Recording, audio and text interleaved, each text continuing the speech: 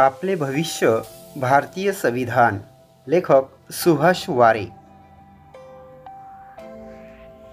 प्रकरण 13. नागरिकांची मूलभूत कर्तव्ये.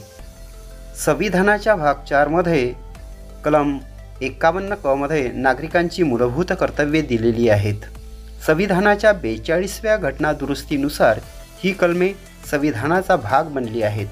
आपण ती महत्त्वपूर्ण कलमे जशीच्या तशी पाहूया. क. संविधानाचे पालन करणे आणि त्याचे आदर्श व संस्था, राष्ट्रध्वज व राष्ट्रगीत यांचा आदर करणे. ख. ज्यामुळे आपल्या स्वातंत्र्य लढ्यास स्फूर्ती मिळाली त्या उदात्त आदर्शांची जोपासना करून त्यांचे अनुसरण करणे. ग. भारताची सार्वभौमता, एकता व एकात्मता उन्नत ठेवणे व त्यांचे संरक्षण करणे. घ. देशाचे संरक्षण करणे व आवाहन केले जाईल तेव्हा राष्ट्रीय सेवा बजावणे. ङ.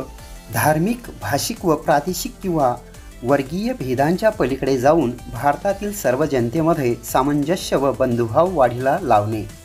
स्त्रियांच्या प्रतिष्ठेला उणेपणा आणणाऱ्या प्रथांचा त्याग करणे. च. आपल्या संमिश्र संस्कृतीच्या समृद्ध वारशाचे मोल जाणून तो जतन करणे. छ. वने, सरोवरे, नद्या व वन्यजीवसृष्टी यासह नैसर्गिक पर्यावरणाचे रक्षण करून त्यात सुधारणा करणे आणि प्राणीमात्रांबद्दल दयाबुद्धी बाळगणे. ज.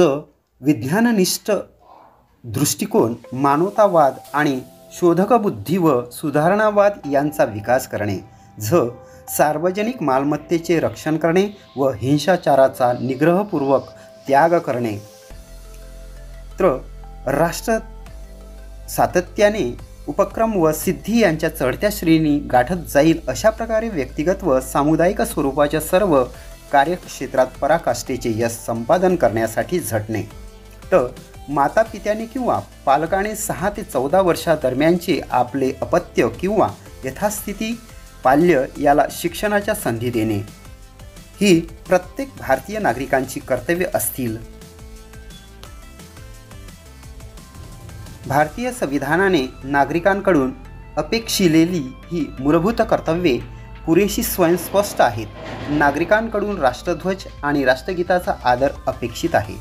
स्वातंत्र्य लढ्यातील आदर्शांची जोपासना, देशाच्या सार्वभौमतेचे आणि एकतेचे संरक्षण, सामंजस्य आणि बंधुभावाची भावना, भारताच्या संमिश्र संस्कृतीच्या वारशाचे जतन, पर्यावरणाचे रक्षण, विज्ञाननिष्ठ दृष्टिकोन आणि सुधारणावाद यांचा विकास, हिंसाचाराचा त्याग आणि सार्वजनिक मालमत्तेचे नुकसान टाळणे ही महत्त्वाची कर्तव्ये अपेक्षित आहेत. सर्वात महत्त्वाचे म्हणजे महिलांच्या प्रतिष्ठेला उणेपणा आणणाऱ्या प्रथांचा त्याग आपल्याकडून अपेक्षित आहे. याचा आपण सर्वांनी गंभीरपणे विचार केला पाहिजे. सार्वजनिक ठिकाणी महिलांबाबतची उथळ किंवा अश्लील श्रेयबाजी जशी निंदनीय आहे, मुलींची छेडछाड जशी निंदनीय आहे, तसेच दुसऱ्या बाजूला मुलं नसलेल्या किंवा विधवा महिलांचा माणूस म्हणून सन्मान अपेक्षित आहे. अगदी घरातही महिलांच्या बाबतीतील अनेक सवयी, नेहमीच्या वापरातील अवमानजनक शब्द आपण टाळणे अपेक्षित आहे. संविधान आणखी एका महत्त्वाच्या कर्तव्याबद्दल बोलते. प्रत्येक नागरिकाने आपल्या कार्यक्षेत्रात पराकाष्ठेचे यश संपादन करण्यासाठी झटायचे आहे, जेणेकरून राष्ट्र उपक्रम व सिद्धीच्या चढत्या श्रेणी गाठत जाईल. हे फार महत्त्वाचे कर्तव्य आहे. वेळेची शिस्त पाळणे, ठरलेली कामे वेळेच्या वेळी पूर्ण करणे, कामे नाविन्यपूर्ण पद्धतीने करणे, कमी वेळेत व कमीत कमी साधने आणि ऊर्जा वापरून कामे पूर्ण करण्याच्या नव्या पद्धती शोधणे, जेणेकरून राष्ट्राच्या विकासाला आपला जास्तीत जास्त हातभार लागेल, हे प्रत्येक नागरिकाने पाहिले पाहिजे.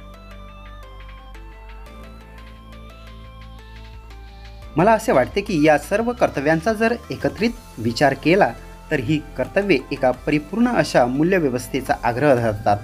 आपण ही कर्तव्ये तितक्याच गंभीरपणे घेऊन ती जास्तीत जास्त परिणामकारक रीतीने आचरणात आणली पाहिजेत. संविधानात समाविष्ट केलेल्या मूलभूत कर्तव्यांची अंमलबजावणी कशी होईल याबाबत सूचना देण्यासाठी 1998 साली केंद्र शासनाने न्यायमूर्ती वर्मा यांची अध्यक्षतेखाली एक आयोग नेमला आहे.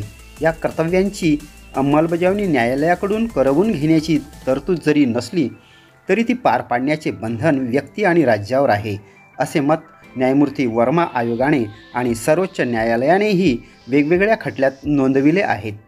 समाज जीवनात याबाबत मोठ्या प्रमाणावर चर्चा अपेक्षित आहे आणि ही कर्तव्ये प्रभावीपणे कशी पार पाडली जातील याचे वेगवेगळे आयाम शोधण्याची गरज आहे.